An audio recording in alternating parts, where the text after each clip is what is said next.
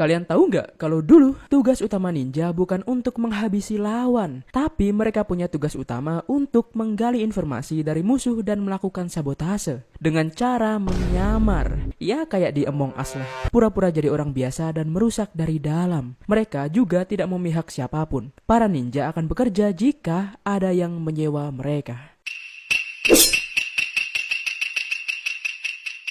Di beberapa catatan kuno, nama awal dari kesenian rahasia ini bukan ninja, tapi shinobi. Setidaknya ini adalah catatan paling awal yang bisa ditemukan. Dalam catatan awal itu, mereka mendefinisikan ninja sebagai mata-mata yang pada saat perang, mereka bisa memasuki kastil musuh pada malam hari atau secara sembunyi-sembunyi. Memang, pada saat itu, para ninja atau shinobi ini disewa oleh satu pihak hanya untuk menggali informasi dari musuh, bukan untuk menghabisi musuh secara diam-diam seperti dugaan kita. Jasa ninja ini aktif digunakan dari abad ke-12. Mereka kerap disewa oleh para daimyo untuk mengawasi musuh mereka. Daimyo sendiri adalah sebutan untuk orang yang punya pengaruh besar di satu wilayah gitu. Lebih detailnya, dalam tradisi Jepang, daimyo adalah sebutan untuk samurai yang punya hak atas tanah yang luas dan punya banyak bushi atau pengikut. Berbeda dengan samurai yang terikat oleh kehormatan tuan dan keluarganya, ninja tidak punya keterikatan pada siapapun. Hanya sebatas kalau dibayar ya dia baru kerja. Dalam SOP pekerjaan mereka, para ninja juga tidak mengharuskan untuk melakukan pertarungan tatap muka kayak samurai. Mereka bisa bertarung,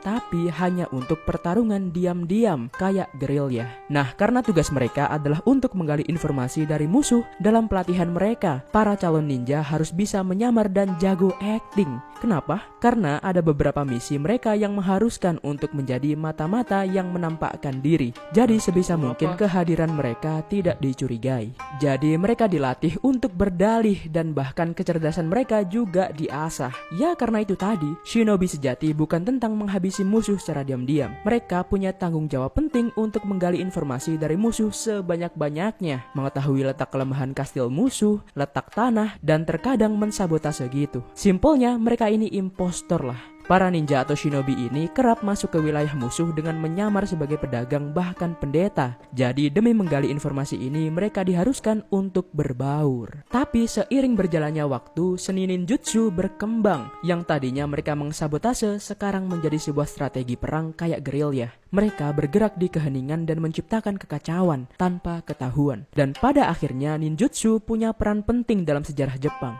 Sebuah insiden bernama Honnoji yang terjadi pada tahun 1582, di mana pada saat itu ninja ada di mana-mana. Secara mengejutkan, seorang jenderal samurai yang ternyata adalah seorang ninja berhasil menghabisi Oda Nobunaga, salah satu dari 3 shogun kuat yang berusaha menyatukan Jepang, tepat di kuil Honnoji di Kyoto. Ninja itu kemudian menghabisi semua sekutu Nobunaga, tapi salah satu target pentingnya yaitu Tokugawa Ieyasu tidak berhasil ia habisi karena Tokugawa dilindungi oleh temannya yang merupakan jenderal dari salah satu organisasi ninja bernama Hattori Hanzo. Tokugawa Ieyasu sendiri adalah salah satu tokoh yang berhasil menyatukan Jepang. Kalau saja ia berhasil dihabisi, udah Jepang gak bakal kayak sekarang. Sampai sekarang gak diketahui apa motif dari sang ninja itu. Dan kalau dia disewa, siapa yang menyewanya? Itulah sedikit trivia dari organisasi mata-mata dari Jepang, yaitu ninja atau shinobi. Yang awalnya mereka hanya menggali informasi, berubah menjadi mesin untuk menghabisi. Semoga terhibur dan untuk waktunya, arigatou gozaimasu.